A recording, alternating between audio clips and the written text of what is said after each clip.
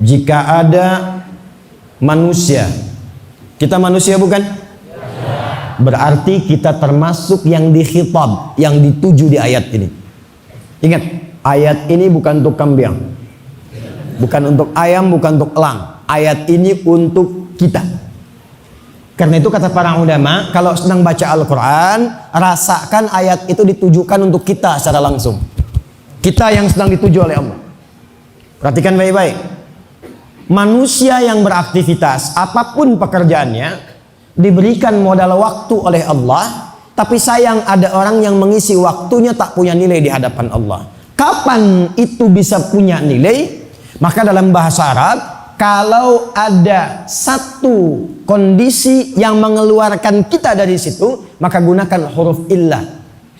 Gunakan huruf illah. Tadi kan dikatakan manusia berpotensi rugi. Kita ingin keluar dari kerugian, maka tambahkan illah setelah itu. Wal 'asr innal insana lafi illah. Nah, yang setelah illah itulah itu yang benar. Yang setelah illah itulah itu yang bermanfaat.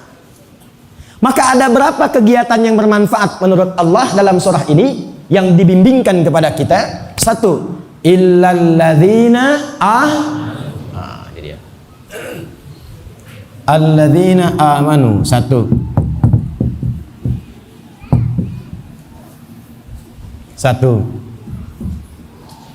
Teruskan dulu. Dua, wa amilus. Dua, wa amilus salihat. Tiga, watawasau bil.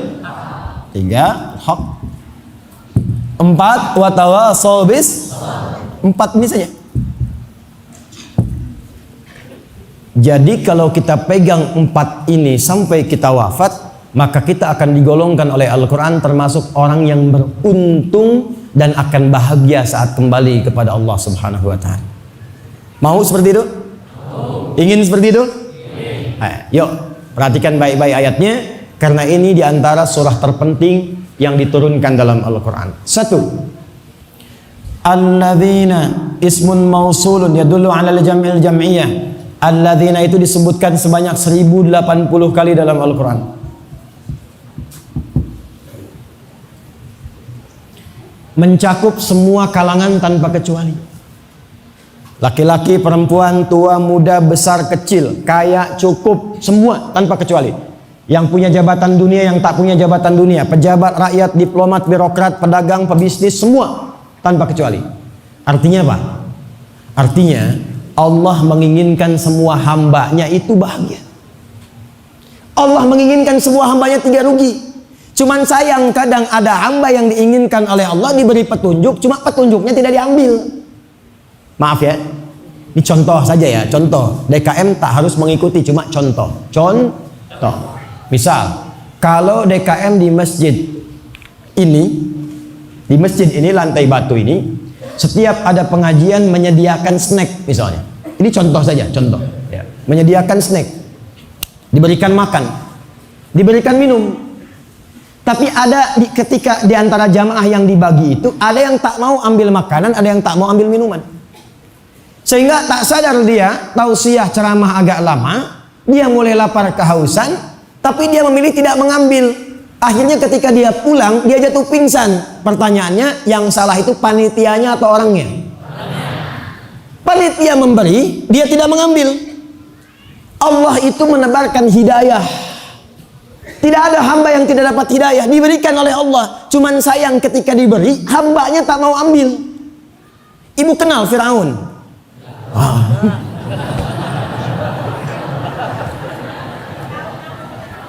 Ya, luar biasa ibu ini.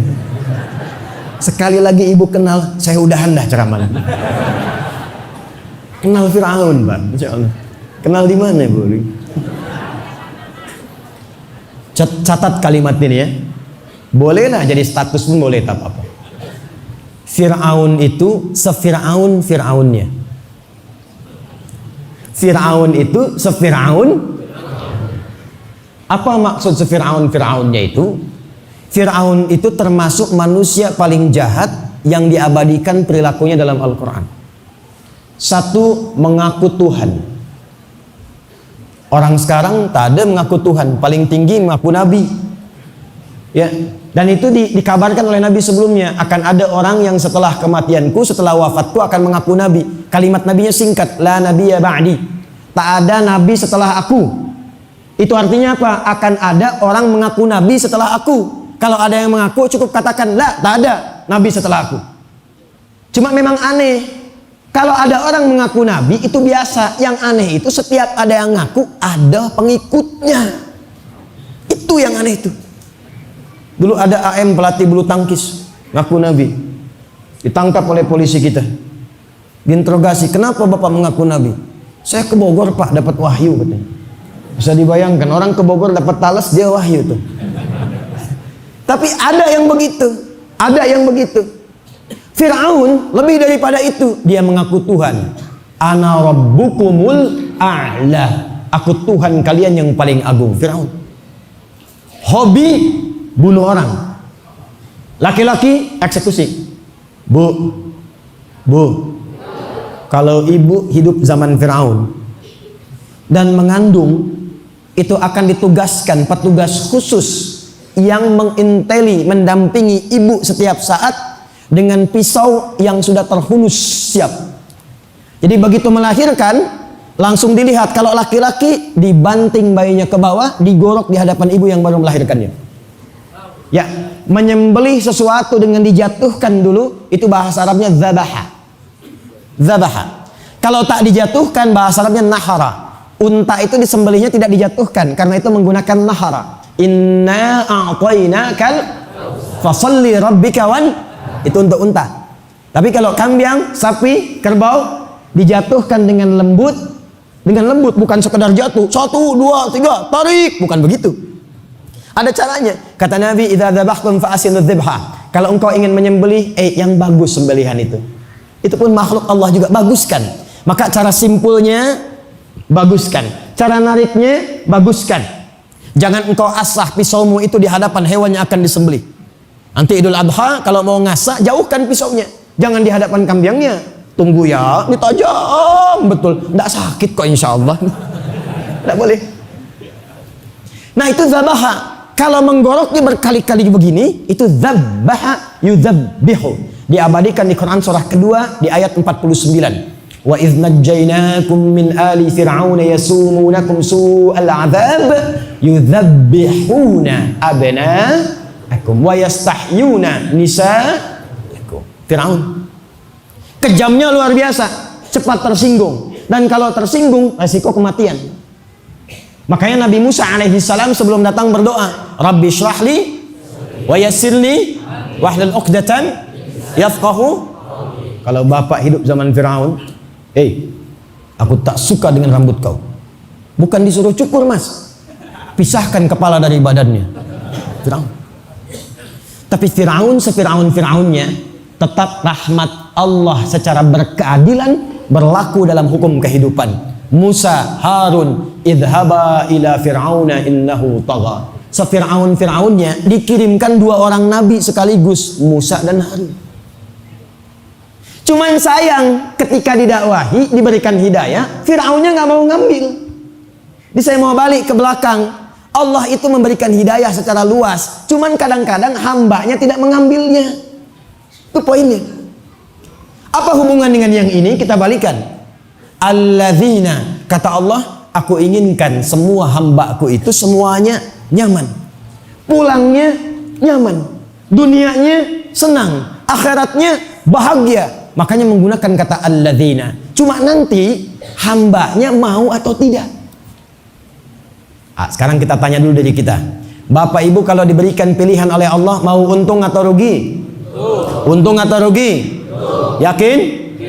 Rumus pertamanya, alladzina amanu. Kata Allah, kalau mau untung, keluar dari kerugian selama 24 jam sehari, cepat ambil iman itu dan simpan dalam kolbu.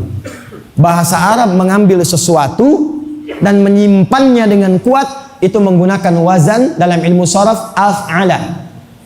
Amana yu'minu, jamaknya amanu, mengambil sesuatu dengan kuat dan menyimpannya. Maka amanu artinya memutuskan untuk beriman dan disimpan dengan kuat dalam hati. Karena itu iman artinya yakin tanpa ragu. Karena disimpan dengan kuat. Nah, disimpannya di mana? Disimpannya bukan di kepala kita, disimpannya bukan di mulut kita, disimpannya bukan di kaki kita, tapi disimpannya di kolbu kita. Jadi tempatnya iman ada di mana? Sekarang kita cek. Saya tanya dulu, Bapak Ibu beriman tidak? Beriman tidak? Berarti kita mesti mengecek. Kalau mengatakan beriman, cek tempatnya iman di mana? Nah, cara mengeceknya bagaimana?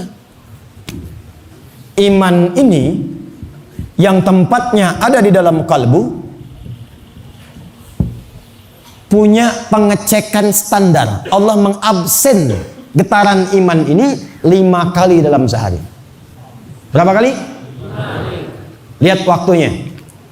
1 subuh, 2 zuhur siang, 3 asar, 4 maghrib, 5 isya. Itulah waktu pengecekan iman. Bagaimana cara mengeceknya supaya muncul getaran konfirmasi di hati bahwa itu adalah cahaya iman? Maka diperdengarkan nama Allah. Ketika diperdengarkan itulah akan ada getaran dalam kalbu kita untuk merespon seruan itu. Maka itu ada ditemukan di Quran surah ke-8 Al-Anfal di ayat yang kedua. Quran surah 8 ayat 2. Innamal mu'minuna alladzina idza dzukirallahu wajilat qulubuhum. Jamaknya qalbu itu qulub. Orang-orang yang sudah punya iman itu kata Allah bisa dicek. Kalau disebutkan, diperdengarkan nama Allah, maka akan ada konfirmasi getaran di hatinya. Karena itu setiap 5 waktu tadi diperdengarkan. Apa alat untuk mendengar? Telinga. Nah, telinga itu bahasa Arabnya udhun. Jamaknya disebut adzan. Pertanyaan saya, di 5 waktu tadi, subuh, zuhur, asar, maghrib, isya, ada adzan atau tidak? Ada adzan atau tidak? Kalimat pertama dalam adzan itu apa? Allah. Allahu akbar, Allahu akbar. Idza dzukirallahu. Ketika disebutkan nama Allah, Allahu akbar, Allahu akbar, maka akan ada konfirmasi dalam jiwa kita. Bapak Ibu merasa nggak kalau ada suara adzan tuh di hati ada getaran mengatakan kepada kita cepat sudah adzan? Pernah ada begitu? Nah, itulah yang dimaksud konfirmasi iman. Kalau kita mendapati itu, kita termasuk orang beruntung. Tapi baru 1/4, belum sepenuhnya beruntung. Artinya orang-orang yang tidak memiliki iman itu 24 jam disebut oleh Al-Quran sebagai orang yang merugi selama hidupnya. Karena nanti iman inilah yang akan menentukan seorang hamba memiliki bekal untuk pulang atau tidak. Jadi yang dibawa oleh kita saat ke alam kubur dan kembali kepada Allah itu bukan pekerjaan hasil dunia ini, bukan. Bukan airnya, bukan handphonenya, bukan kendaraannya, bukan otonya, bukan Hondanya. Bukan itu yang dibawa. Tapi nanti semua hasil kegiatan yang dihasilkan dari iman itu. Nah, kalau iman sudah ada, dicek oleh kita ada getarannya, ini mesti hati-hati ya Pak, Bu, hati-hati. Karena kata Nabi akan ada satu zaman subuh orang beriman, sorenya sudah hilang imannya. Wa yumsi kafira. Ada orang yang sorenya beriman, itu pagi-pagi sudah hilang imannya. Saking cepatnya masa berganti, ada orang diberikan dunia langsung imannya hilang. Sekarang ada perempuan yang tega menukar imannya dengan hanya 1 kalimat, aku mencintaimu. Ayo kita menikah, tapi kamu harus keluar dari agamamu. Hilang iman dengan kata-kata. Ada yang hilang iman, maaf, dengan materi dunia. Kerja di sini saja, tapi nggak boleh sholat. Lama-lama kerja nggak sholat, lama-lama murtad. Ada yang begitu? Pagi beriman, sore kufur. Nah, yang paling menarik, kalau imannya sudah masuk ke dalam jiwanya, nanti iman ini akan menyebar kepada seluruh bagian tubuh kita, maka dibimbinglah semua bagian tubuh ini untuk beraktivitas. Mata melihat, lisan bicara, kaki melangkah. Nah, semua yang sudah beriman itu nanti matanya akan dibimbing oleh imannya. Karena itu orang yang sudah beriman, cara melihatnya akan berbeda dengan yang belum beriman. Jadi kalau orang nggak ada iman, itu semua dilihat. Mau yang aurat, mau yang tidak ada aurat, semua dilihat. Makanya kalau di negeri-negeri orang-orang yang kurang iman atau tak ada imannya, buka-buka pakaian itu dianggap biasa, dianggap model, karena memang nggak ada iman. Paham? Mabuk itu dianggap biasa, zina itu dianggap biasa karena nggak ada iman. Tapi orang kalau sudah ada imannya, baru melihat saja itu turun ayatnya, langsung dibuka dengan kalimat iman. Kullil mu'minina, kata Allah, hei yang sudah merasa beriman, nanti getaran imannya akan membimbing ke matanya dan membimbing apa yang harus dilihat. Makanya kalau bapak tak percaya, ini kan ada handphone nih, suka buka internet ya, suka lihat YouTube ya, kan suka ada iklannya ya. Itu kalau ada iklan-iklan tak pantas, kalau iman kita masih kuat itu, begitu imannya kuat, ada iklan tak pantas, itu seketika mata bisa dipalingkan begini. Pernah begitu? Ya, keluar ada gambar-gambar di jalan yang tak pantas dilihat, bisa dipalingkan. Bahkan terkadang saking kuatnya iman itu bisa istighfar. Astagfirullahaladzim, palingkan. Tak ada yang terlambat sikit. Ya, tak ada yang lisannya astagfirullah, matanya tak berpaling. Astagfirullah, lambat begitu sekali. Dosa ini, astagfirullah. Tak ada begitu. Nah itu hanya dirasakan oleh orang beriman. Sama, bekerja juga begitu, berbicara juga begitu, semua dibuka dengan kalimat iman. Pekerjaan yang dikerjakan karena iman itu nanti semakin kuat imannya. Tolong catat kalimat ini ya. Ini rahasia, Pak. Di sini saja. Ini rahasia. Bu.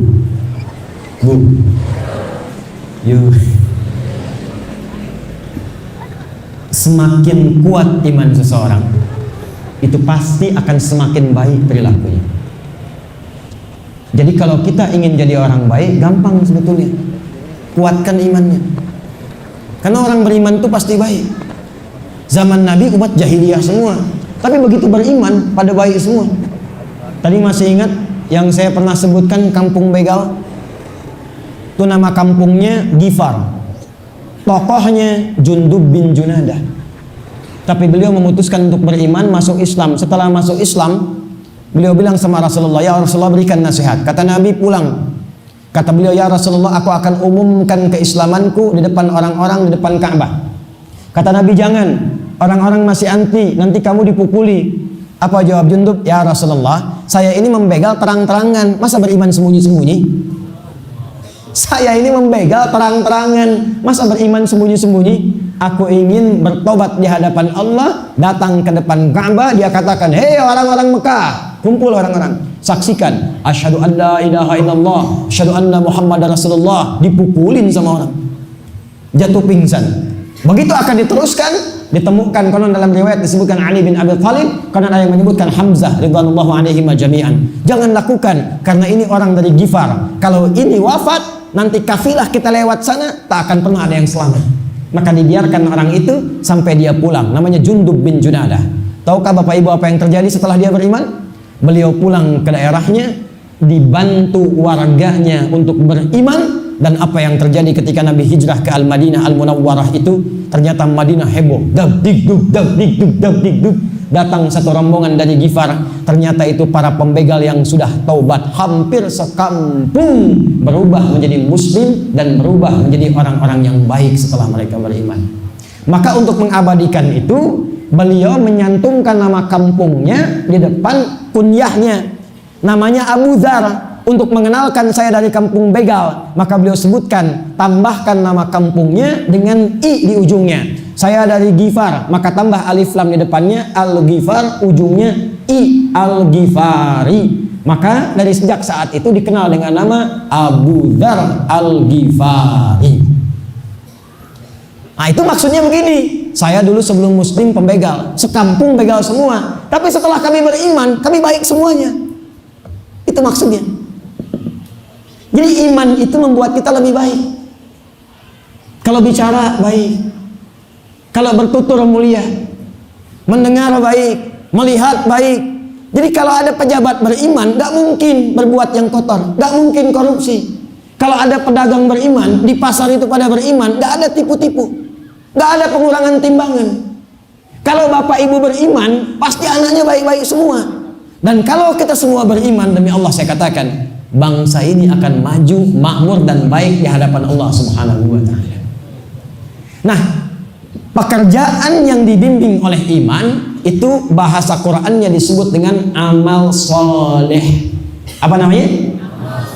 Karena itu setelah kalimat iman muncul wa'amilus dua. Jadi satu apa?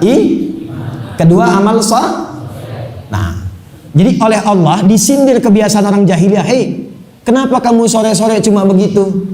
Ngitung-ngitung hasil dagangan, ngitung-ngitung bagaimana syair yang bagus, berkelahi dengan orang satu dengan yang lainnya, mengutuk waktu, sementara kalian pun akan wafat, kata Allah. Nah, orang-orang yang mengerjakan perbuatannya karena iman dan menjadi amal saleh, maka dia akan punya nilai di hadapan Allah. Nilai itu yang akan ikut pulang. Contoh, ini bapak kerja, dapat uang. Uang tuh diberikan motor. Motor tuh barang ya. Lu bapak gunakan untuk misalnya ke masjid, berangkat. Bekerja, berangkat. Nah, nanti kalau pekerjaan dengan motor itu diniatkan sebagai ibadah, amal soleh karena Allah, nanti akan punya nilai di hadapan Allah. Nilai itu yang disebut dengan hasanah namanya. Apa namanya? Nah, saya tuliskan ya, hasanah. Hasanah. Nih. Nah, ini yang ikut pulang hasanahnya. Ini yang ikut pulang, motornya tidak. Karena tuh kalau ada orang punya kendaraan seperti motor, kemudian dia meninggal, saya tanya, maaf, motornya ikut dikubur tidak? Pakaiannya ikut dikubur tidak? Handphonenya ikut dikubur tidak? Yang ikut itu adalah apakah pakaian ini pernah jadi hasanah atau tidak? Handphone itu digunakan untuk hasanah atau tidak? Rumah itu pernah digunakan untuk hasanah atau tidak? Itu yang ikut. Karena itu semua pekerjaan di dunia yang punya nilai hasanah, di akhirat akan ditunjukkan kembali hasanahnya. Dunia didapatkan, di akhirat ditunjukkan. Itulah doa yang sering kita minta dalam Al-Quran, surah kedua ayat 201. Wa minhum may yaqulu rabbana atina fid dunya. Nanti di akhirat ditampakkan wa fil akhirati wa qina. Setiap jadi hasanah maka dia punya nilainya itu 10 di sisi Allah. Dari mana taunya Ustaz? Quran surah ke-6 ayat 160. Man jaa bil hasanati falahu asyru amsalihha. 10 ini begini menghitungnya. 1 kedua 500 tahun, 2 ketiga 500 tahun, 3 keempat 500 tahun. Nah, yang 500 tahun itu nilainya, yang 10 itu disebut ajrun dalam Al-Quran. Lahum ajrun ghairu mam. Itulah yang kita sebut dengan pahala. Ini yang ikut. Dihasilkannya dari apa? Amal soleh. Jadi kalau kita hanya bekerja saja, maaf, jualan, ke kantor, makan, minum, tidur, itu jahiliyah pun mengerjakan itu. Kalau tidak berbuat jahat, tapi mengerjakan dunia saja, nanti berhenti dunia saja, tapi ke akhiratnya tak punya bekal karena nggak ada hasanahnya.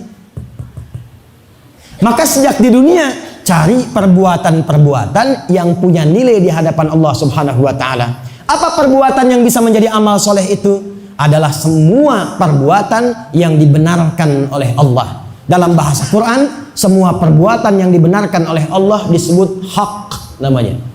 Apa namanya?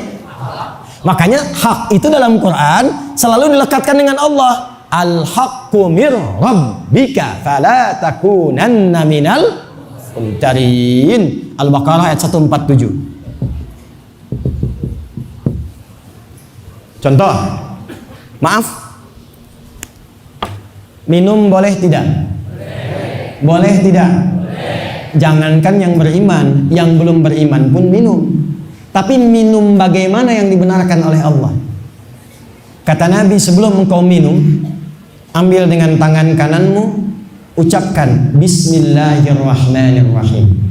Contoh, Bismillahirrahmanirrahim. Setelah selesai, ucapkan Alhamdulillahirabbil alamin. Nah, minum seperti ini, fungsi airnya menghilangkan haus. Kalimat Bismillahirrahmanirrahim itu yang jadi hasanah. Itunya yang pulang. Makanya semua pekerjaan kita itu ada doanya. Doa itu yang menjadikan perbuatan jadi hasanah. Contoh, maaf ya, bangun tidur ada doanya, makan ada doanya. Nah, yang masuk masjid kaki apa? Ada doanya. Keluar masjid kaki apa? Ada doanya. Doa masuk dengan keluar sama tak? Bahkan ke toilet pun ada doanya. Kakinya diatur. Kenapa mesti ada doa? Kenapa ada aturannya? Supaya jadi hasanah. Kalau tak ingin jadi hasanah, bebas. Makan-makan, minum-minum dari hasil yang manapun, silahkan saja, itu dunia. Tapi resikonya kalau pulang, dia bisa rugi di hadapan Allah Subhanahu wa ta'ala. Nah, tugas kita sekarang itu adalah coba catat, identifikasi dari ujung kepala sampai dengan ujung kaki, persiapkan oleh kita semua pekerjaannya punya nilai hak di hadapan Allah Subhanahu wa ta'ala. Sekarang berlatih. Maaf, tadi mata fungsinya apa? Melihat yang bagaimana, yang hak, yang dibenarkan oleh Allah. Maka berlatihlah selama sepekan ini ke depan, ketemu Jumat lagi, hanya boleh melihat yang Allah perkenankan untuk melihat. Jelas? Nanti ketika kita melihat yang tidak boleh menurut Allah, cepat palingkan. Semakin banyak latihan seperti itu, maka nanti mata akan terbiasa dituntun oleh iman melihat yang hak saja. Lisan, apa fungsinya mulut? Bicara yang bagaimana, yang hak, yang dibenarkan oleh Allah. Kata Nabi, man kana yu'minu billahi wal yaumil akhir falyakun khairan aw liyas. Katakan yang baik. Jadi kalau lisan ini ingin berkata yang tidak baik, diam, tahan. Apa kabar Uni? Baik, alhamdulillah. Gimana pekerjaan? Lancar. Suami bagaimana? Ah, itulah dia. Tahan. Si fulan kenapa sih kemarin kok seperti itu? Tahan. Gibah, tahan. Mencela, tahan. Nanti kalau sudah terbiasa dengan perkataan yang baik, akan anti dengan yang tidak baik. Kalau terbiasa melihat yang halal, nanti akan anti dengan yang haram. Maka mustahil orang yang beriman itu mencuri, karena melihat pun tak mampu. Nah, ini persoalannya, mohon maaf, matanya tak terjaga. Keluar dari masjid masih ada yang tertukar sandal. Padahal baru dari masjid. Ayatnya tak diamalkan.